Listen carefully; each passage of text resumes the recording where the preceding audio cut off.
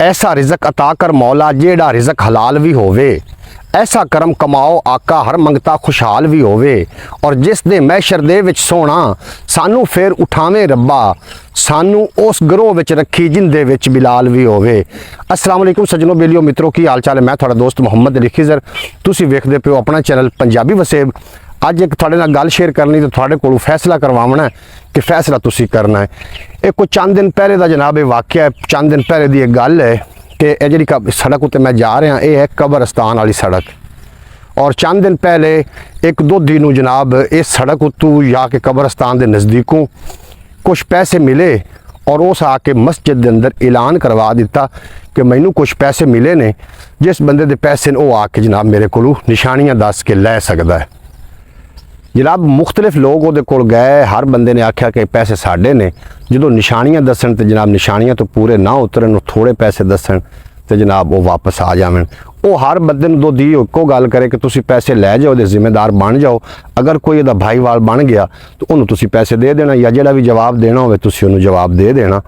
एक बंदा जनाब होर गया, वो भी दोधी आ, उस जाके उन्होंने गल की कि पैसे जनाब मेरे डिगे ने तो ये पैसे तुसी मैनू दे दिओ। उस बंदे गल की कि तुसी जनाब निशानी दसो कि की निशानी, थोड़े पैसे कितने ने तो किहड़ी जगह ते डिगे ने, ज़रूर दसो तो मेरे को पैसे लै लवो, मैं तो ऐलान करावन दा मेरा मकसद ही ये है। उस बंदे ने गल की कि मेरे पैसे ने जनाब 16,000 रुपए। वो दोधी आखन लगा कि जनाब ये 16,000 नहीं ने, पैसे ज़्यादा ने, लिहाजा तेरे पैसे नहीं ने तो तुसी जा सकते हो। उस बंदे रोला बना लिया, उसका यार पैसे मेरे ही ने तो 16,000 ही है तो मैनू पैसे दे। वो दोधी आखन लगा यार तेरे पैसे नहीं ने। इस गल का रोला पै गया, काफ़ी सारा मुख्तलिफ लोगों को गल गई। और कल दोधी मैनू मिलिया मस्जिद के दरवाजे उत्ते, उस मेरे नाल भी गल शेयर की भी वो पैसे मैनू इस तरीके मिले तो लोग इस तरीके आउंदे रहे, तो मैं यह गल बात उन्होंने नाल करदा रहा जिहड़ी गल मैं थोड़े नाल कर रहा। मैं उहदे कोल फिर पुछया कि फिर तुसीं उन्हां पैसों का कीता की, वो पैसे किदे भेजे। वो बंदा गल करन लग पिया कि उहदे पैसे हान 16,000 रुपया, जिहड़े मैनू पैसे मिले हान, मैनू पैसे मिले आन 28,500 रुपया। अगर वो बंदा कह दिंदा कि मेरे 50,000 रुपये गुम होए ने या इस तो भी ज़्यादा होए ने, तो फिर मैं मान जाना भी हो सकता है कि अद्धे पैसे मैनू मिल गए होने तो बाकी किते अगे पिछे हवा नाल हो गए होने, लेकिन मैनू 28,500 मिले है।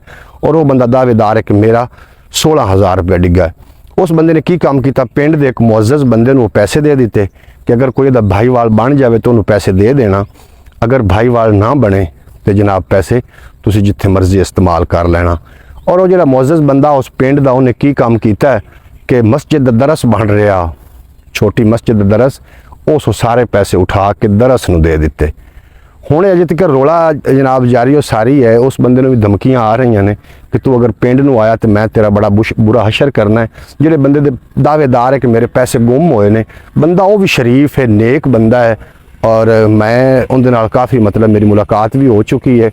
बंदा वो बेईमान एडा नहीं है, लेकिन जिहड़ा बंदा पैसे चुकन वाला है, अगर वो बेईमान होंदा उस तो मेरा वाकिफ नहीं हाँ।